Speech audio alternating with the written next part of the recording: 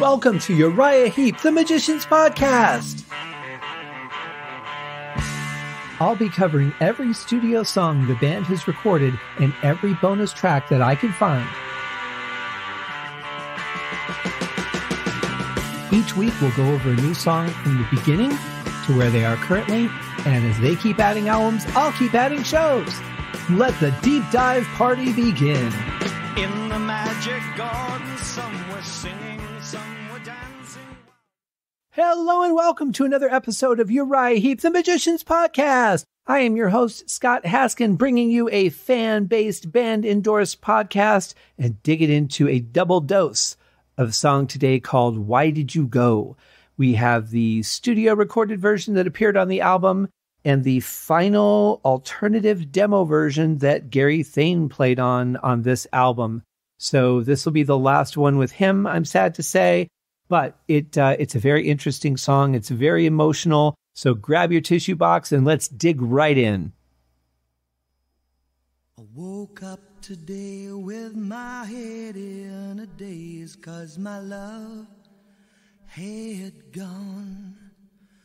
With nothing to do, just to dream about you and how we went wrong.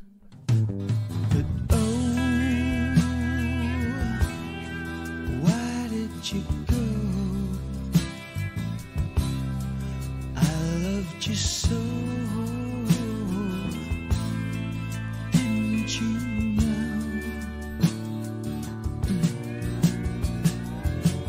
I think this is the first time we're really hearing this kind of a cappella opening from a Uriah Heep song, and at all, really, any section that didn't have some kind of music under the vocal.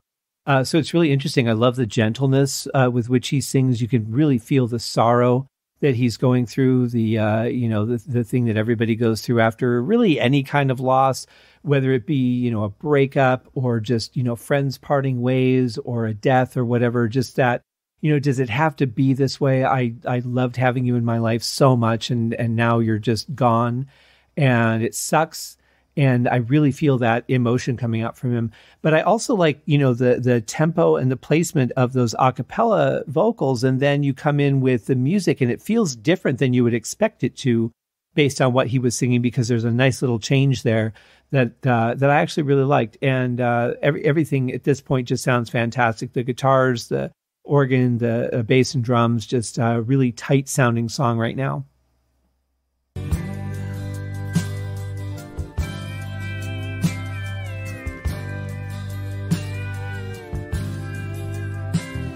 I walk into town with my head hanging down, trying to hide my pain.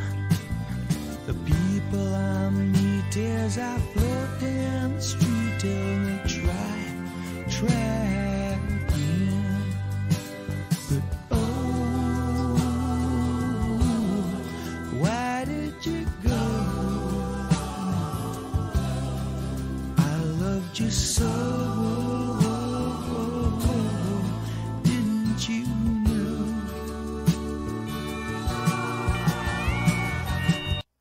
know? If you change the beat around a little bit and put it in 3/4, this could be like a great 60s doo-wop type song. Or would that be the 50s? I don't know. Everything just blends together to me at this point. But, one of those songs from that era when those were popular. Very easy to transpose this into that kind of song, the way that it's structured. But I really like this. I love that for once the vocals, the harmonies sound, kind of sad instead of just enhancing us with that beautiful angelic sound. It's actually more like an extension of the tears of the storyteller. And I think it's very powerful in that way. I wouldn't have really considered using them in that way before. So I think this is a really interesting choice. It's very powerful. Certainly one of the more emotional songs that they've done so far as that goes. And certainly something I think everybody can identify in one form or another.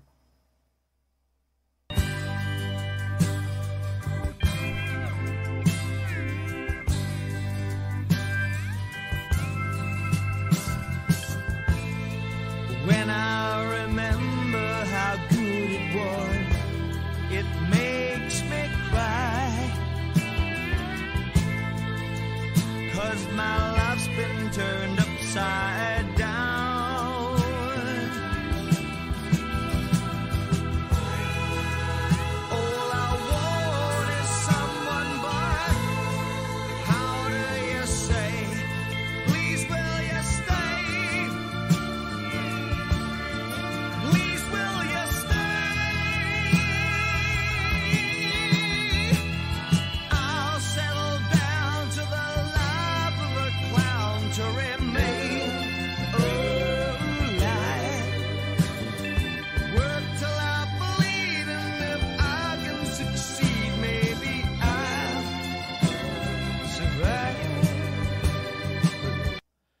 Well, I'm hearing some strings in there, but I don't have any information on anybody doing any string arrangements.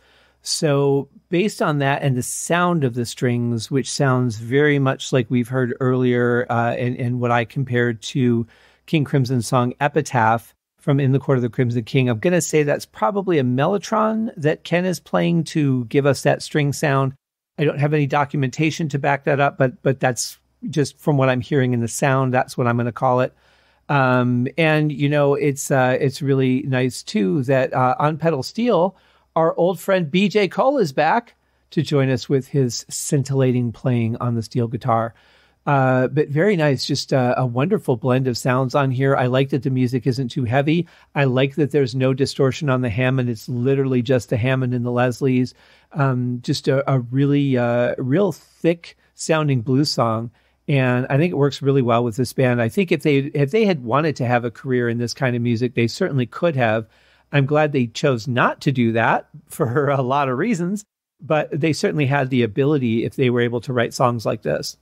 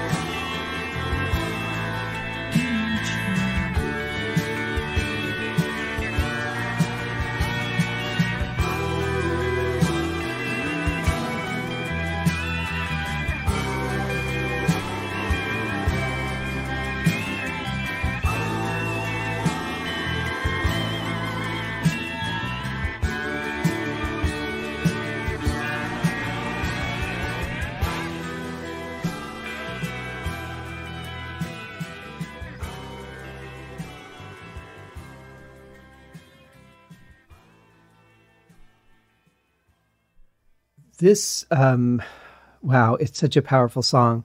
This could have easily been the one that ended the album. I mean, we could have done with maybe a slightly longer fade and just let this be the way the album ended and faded out. And then if you flipped it back over, or if you had the cassette that would automatically flip back over, because in some of the old stereos, you could do that. The cassette would just repeat.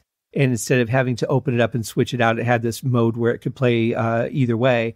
And so it would just be like a CD today that's put on repeat with more spacing because, you know, both sides of the album would not match up to the same timing. So one of them is going to have a long blank space most of the time. But I could easily see this playing out and being the end of the album, maybe having a little bit longer of a fade out, and then it going right back into Return to Fantasy, the first track on the album. Really an elegant song, I think is the right word I could find to describe it. Just a lot of beauty. I love the vocals on it. I love that they're more tugging at the heartstrings than they are supporting like joy or thickening up the sound or, you know, anything else that we're used to hearing from them. I think it's a very, very powerful use of these voices, the talented voices that these guys have. Yeah, great song. Absolutely great song. Now, the alternative version, again, this is a vastly different version. We can see right off the bat that it is not the same type of song at all. I mean, it's a similar style, but it's just done in a completely different fashion. Whereas we started out with an a cappella vocal, well, I guess that's kind of redundant, isn't it? That's like saying 12 a.m. in the morning. Haskin, get with it. It's not like an a cappella section. I'll just say it that way because that sounds far more educated than the way I've been speaking. But in any case, this starts out quite a bit differently. So again, you can see that they had the demo version. They looked at it. They restructured the song a bit to give us the final version that we just heard. So now we're going to go back in time and hear how it came to be.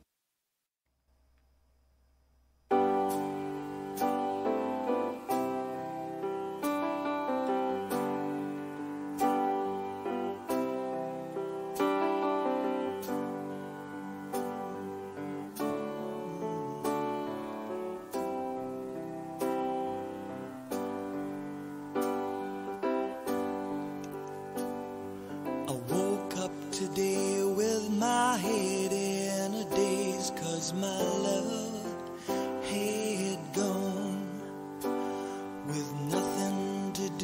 just to dream about you and how we went wrong.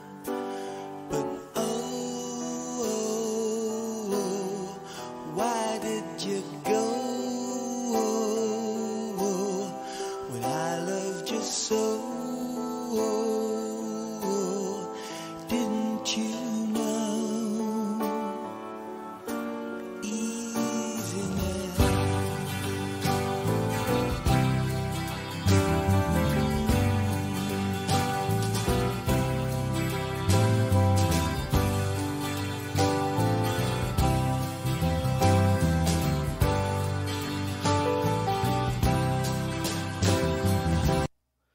Obviously, the bass is much more Gary Thane in this song, as it is Gary himself playing it, but certainly much more in the vein that we were used to hearing him play in. And I like that. I like that even in this song, he can find a way to keep it interesting without overplaying the song or, being too loud and overriding everyone else. So that's pretty nice. But I'll also say that I love the guitar sound. We've got that tremolo sound back and with maybe a little bit of flange on it. It's hard to tell because sometimes tremolo itself can sound a little bit flangey, but it could be a flange or a phaser that's accompanying that effect. But it sounds really nice. It's just really nice, lovely strumming on there. The piano is actually really nice for this song. It's something that I would have expected more than just a solo vocal at the beginning. As we heard in the final version, but it's really nice. It's a nice blend. I love that the blend of everything just is so supportive of everything else. Nothing's playing for front seat at all. It's just a group of people playing together to make a song. Sounds very nice.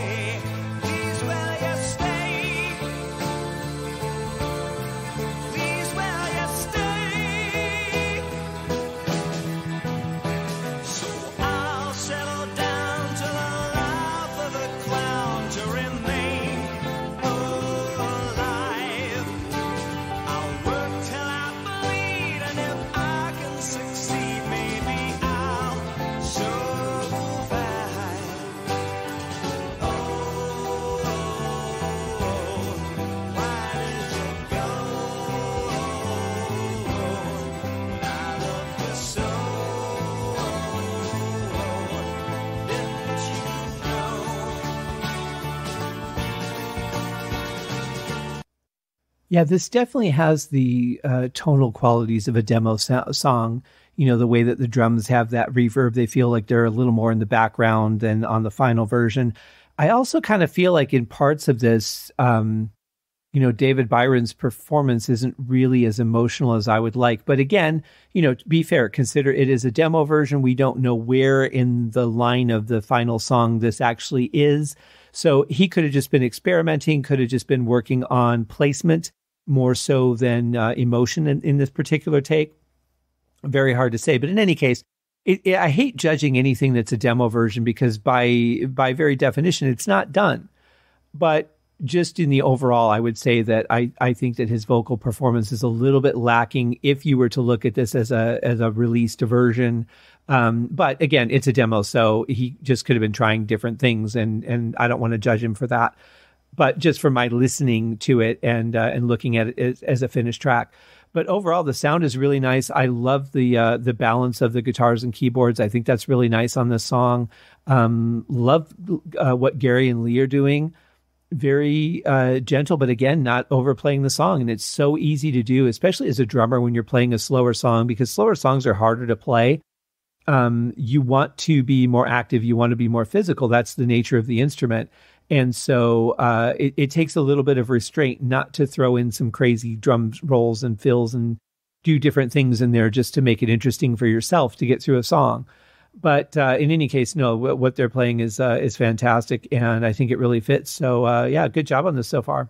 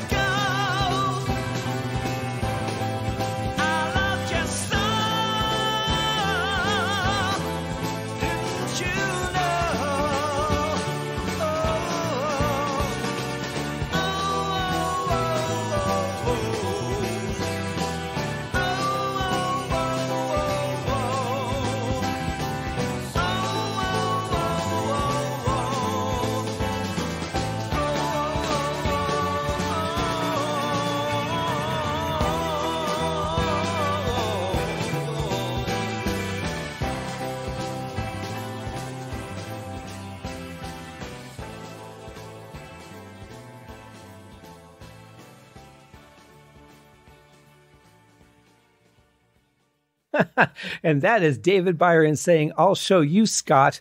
How dare you call my performance lackluster?" No, he really stepped it up in that last section. I felt a lot more coming out of him. Vocals in those sections where you're not actually singing words, they can be a little bit challenging because you're really just going by feel. And sometimes they can be a little bit repetitive, but they can still have emotion in them. You can still change up things in them, even if you're just repeating kind of the same line. And I like the way that felt, but I really love the music through that last section too. I really feel like that could have gone on much longer. Just the, how long that pain lingers in us when we've lost someone. But certainly a beautiful ending. I really like this. It's a good song. I like the demo version of it too. I like the final better, but I certainly like this demo version. I think both versions of the song were really good. They're just different. That's all there is to it. But yeah, great song. I'm glad they were able to include both. I'm sorry that this is the last track that we'll hear Gary on, but it was a beautiful song and a beautiful job that everyone did on it just the same. So that will wrap it up for another episode, guys. I hope that you enjoyed the song. I certainly did.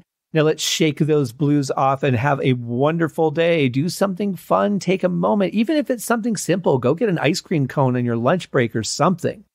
I don't know, or don't go out. That's probably a bad idea right now. Don't go out, but do something for yourself. Sometimes it's the littlest things that make the biggest difference in our day and in someone else's. Cheers. Thank you for joining me on this episode of Uriah Heep, the Magician's Podcast.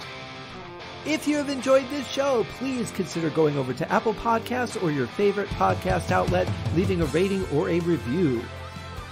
Be sure to subscribe to make sure that you are notified when new episodes are available. Please be sure to share this podcast with your fellow Uriah Heep enthusiasts and anyone who you think would like Uriah Heep, which should be everyone. And if you are so inclined, please feel free to contribute to the Patreon account. And if you are not a Patreon subscriber, you can also pay through the PayPal link on the website listed in the show links below. I would also like to thank Uriah Heep for their very generous support of the show, and thank you guys for listening. We'll see you in the next episode. Happy days!